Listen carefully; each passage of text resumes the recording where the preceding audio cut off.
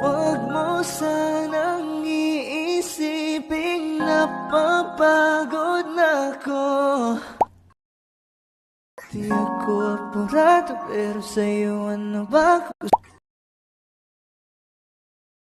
Gusto ko lang naman makasigurado.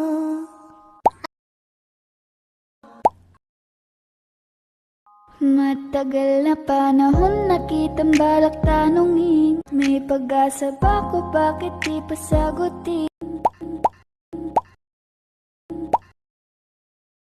Sabihin mo ano pa ba ang dapat kong gawin, bukod sa araw-araw kitang dapat mahalin. Ang amo ng iyong mukha sa first look, nung una kitang makita sa Facebook. Kakaiba pa ang iyong pangalan, para bang ang hirap mong hawakan. Salamat, Park.